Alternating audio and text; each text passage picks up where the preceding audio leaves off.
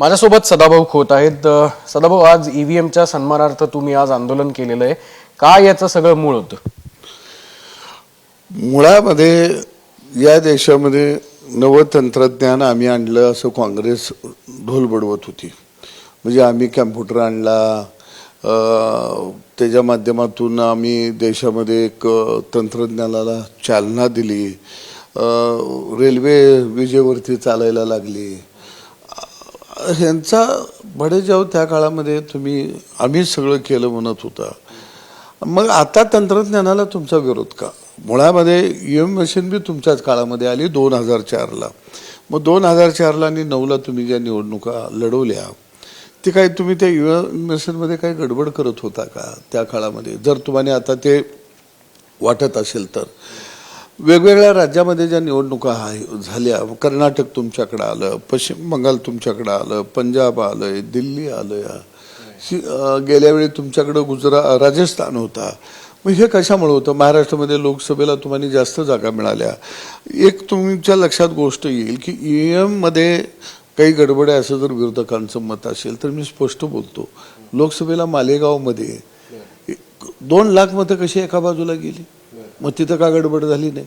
आता विधानसभेला सुद्धा काही आमच्या भागामध्ये मी बघितलं की मुस्लिम बहु इलाक्यामध्ये लगेच आम्हाला मतदान तिथं कमी पडलेलं आहे. 5% 10% मतदान पडलं. मग तिथं ईव्हीएम मशीनला कसं कळलं हे आमका बटन दाबायला आला या, हे आता आपण त्याच्या बाजूनच मतदान केलं पाहिजे? काय हे समजत होतं का ईव्हीएम मशीनला? दुसऱ्या बाजूला आता काँग्रेसचे प्रदेश अध्यक्ष नाना पटोले जे आहेत ते आता थेट निवडणूक आयोगाला पत्र देत आहेत, त्यांचा सगळ्या गोष्टीला विरोध आहे. नाही, मला नाना पटोलेंनी एकदा स्पष्ट भूमिका घ्यावी की ईव्हीएम मशीन तुम्ही आणलं ते त्यावेळी योग्य होतं किंवा नव्हतं याचं उत्तर तिने दिलं पाहिजे. मग ते योग्य होतं तर मग आता का नाही हे पहिल्यांदा तिने स्पष्ट करायला पाहिजे. आणि ईव्हीएमच्या आडुशाला दडून खऱ्या अर्थानं ते त्यांचा पराभवाचं खपार ही ईव्हीएम मशीनवरती फोडत आहेत. नाना पटोलेंनी थोडंसं जमिनीवरती यावं.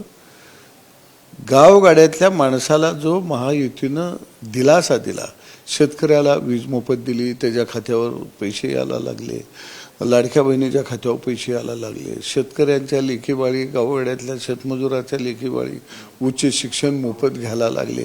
म्हणजे डायरेक्ट लाभ हा गावगाड्याला खऱ्या अर्थानं महायुतीच्या सरकारच्या माध्यमातून मिळाला. दुधाला अनुदान मिळायला याचा हा परिणाम आहे. पण मग दुसरीकडे तिकडे पुण्यात 95 वर्षाचे बाबा आढाव जे आहेत ते तर थेट आत्मक्लेश आंदोलन करतायत. आत्मक्लेश करणार म्हणले, सत्याग्रहाचं आंदोलन करतो म्हणले. सगळा जो घोळ झालेला आहे तो या ईव्हीएम मुळेच झालाय. मला बाबा आढावांचा विषय खरोखर आदर आहे, पण बाबा आढावांना का समजत नाही याचं दुःखही मला आहे. तुम्ही एका बाजूला पुरोगामी म्हणता, डावी विचारसरणी आम्ही जपतो म्हणता, पण डावी चळवळ मोडली कुणी? पुरोगामी विचार या महाराष्ट्रातला संपवला कुणी? डाव्या चळवळीच्या विचारधारेचे, पुरोगामी विचारधारेचं पक्ष या महाराष्ट्राच्या मातीमध्ये होते. मग तो कम्युनिस्ट पक्ष असेल, शेतकरी कामगार पक्ष असेल, जनता पक्ष, त्याचं नव्यानं नाव पुन्हा जनता दल झाला असेल, हे सगळे पक्ष गेले कुठं? हे कुणी संपवले? त्याच्यासाठी तिने आत्मक्लेश करायला पाहिजे होता. आदरणीय पवारसाहेबांनी हे सगळे पक्ष संपवले. आता हे फक्त त्या पक्षाचे धुरंधर नेते आता शिल्लक राहिलेले आहेत. याला जोडून असं आहे की संजय राऊत तर असं म्हणतात की थेट ईव्हीएमची पूजा करावी, एक मंदिर बांधावं, त्याच्यात ईव्हीएम ठेवावं, त्याची पूजा करावी आणि मोदी आणि शहांचे फोटो लावून त्यांनाही पूजावं. काय झालंय, संजय राऊत हे जागतिक विद्वान आहेत. मला वाटतं आता युनोमध्ये त्यांची बहुतेक करून अध्यक्षपदावरती भविष्य काळामध्ये त्यांची नेमणूक होईल.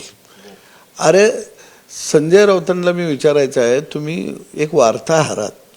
पूर्वीच्या काळामध्ये प्रेस कशा होत्या? खेळं जोडून प्रेस चालायची आणि वर्तमानपत्र निघायचं. हळूहळू हळूहळू त्याच्यात आता बदल होत गेला. ते काय त्याला आपण म्हणतोय नवं तंत्रज्ञान आलं त्याच्यामध्ये सुद्धा. लगेच पेपर निघायला लागला, आकर्षक निघायला लागला, रंगभरणी व्हायला लागली. मग ते तंत्रज्ञानाचा वापर तुम्ही का बरं करताय? बरं ईव्हीएम मशीन खराब होती. मी संजय राऊतांना विचारतो, 2014ला घसा काढू काढू वरडत होता की आम्हाला मतदान द्या, तेव्हा ईव्हीएमवरच तुम्ही सत्तेवर आलाता. 2019ला पाठीत खंजीर खोपसला भारतीय जनता पक्षाच्या आणि तुम्ही महाविकास आघाडीकडे गेला साजूकपणाचा आव्हान काय, तेव्हा कशावर जिंकून आला था? तेव्हा ईव्हीएम मशीन वाईट नव्हती वाटली. लोकसभेला मात्र गळा काढत होता की महाराष्ट्रानं दाखवून दिलं, महाराष्ट्रातल्या जनतेला खरं आणि खोटं काय आहे ते आता समजलं, महाराष्ट्रातली जनता ह्यांना धडा शिकवल्याशिवाय राहणार नाही. ते ईव्हीएमच्या जीवावरच बनत होता नौका. आता ईव्हीएम का करायला लागला? यंदा ईव्हीएम नावाचा रोग झालाय आता, आणि तो रोग मला वाटत नाही आता 5 वर्ष जाईल. कोणाला झालाय? या महाविकास आघाडीच्या सगळ्या नेत्यांना ईव्हीएम नावाचा रोग झालाय.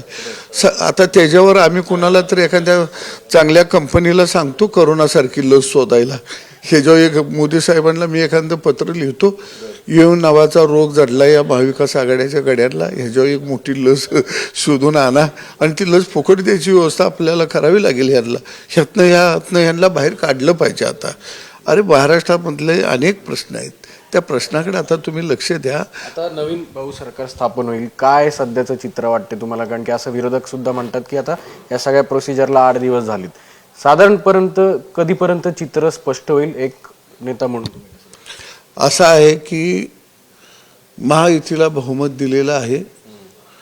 आम्ही शांत बुद्धीनं सगळ्यांना विचारात घेऊन चांगलं मंत्रिमंडळ बनवून कार्यक्षम लोक मंत्रिमंडळात जास्तीत जास्त घेऊन महाराष्ट्राच्या जनतेला विकासभूमुख सरकार देण्याचा प्रयत्न आम्ही करत आहोत. आता काय कशाला करायचे? 240 पर्यंत आमचा आकडा गेला आहे, काय गडबड करायची गरज आहे का? ते संजय राऊताला गडबड होती, आपला गडी पळल का राहील का? आम्ही सांगितलं आमच्या गड्यांना गावाकडे जावा, लोकांचं स्वागत आदर सत्कार स्वीकारावा, आणि मस्तपैकी सगळीकडे दमले 1.5 महिना या निवडणुकीच्या प्रचारामध्ये. उगाच त्यांना आणि कशाला दमवायला लवकर गडबड करायची? व्यवस्थित आमचं होणार आहे. देवाभाऊ आमचा मुख्यमंत्री होतो या, फायनल झालं या, आणि सगळ्यांचं पालकत्व आता एकनाथ शिंदे साहेबांनी घेतलेले. काय काळजी तेच म्हणले दादा नाही, दादांचं बरं चाललंय आता. ते आता आमच्याच भावकीत आहेत काय, त्यामुळं आता त्यांचं बी बरं चाललंय, सगळं व्यवस्थित आहे. एक काही सुद्धा कुणी काळजी करू नये. विरोधकांनी सुद्धा आता मी सल्ला देईन आपल्या माध्यमातून, चांगली विश्रांती घ्या, जेवण चांगलं करा, गावाकडे जाऊन गावचं खावा. काय आता इंडियात लय मुक्काम करू नका, आता भारतात जावा, जरा शेतावर जावा, गाई म्हशीचं धार पाणी काढा, चारा गाई म्हशीला आणा, जरा शेतात पेरणी करा, जरा पाखरं आणा. आता इकडं खळं ओलागलंय, इथलं गड्याने आता तिने थांबवू नये मला वाटतंय. आपण बघू शकतो की अतिशय बोलक्या प्रतिक्रिया सदाभाऊ खोत यांनी दिलेल्या आहेत की आमच्याबद्दल कोणी काळजी करू नका. विरोधकांना खरं तर ईव्हीएमचा रोग लागलेला आहे आणि त्यावरच ते लवकरच मोदींना थेट याच्यावरची लस शोधा असं पत्र सुद्धा देणार आहेत. कॅमेरामन किरण काळजेसह अक्षय बडवे, साम टीव्ही न्यूज, मुंबई. देश विदेशातील प्रत्येक घडामोडींचे लाईव्ह अपडेट मिळवण्यासाठी आता साम टीव्हीच्या सर्व सोशल मीडिया प्लॅटफॉर्मला लाईक, फॉलो आणि सबस्क्राईब करा. तसंच सर्व नोटिफिकेशनसाठी बेल आयकॉन प्रेस करायला विसरू नका.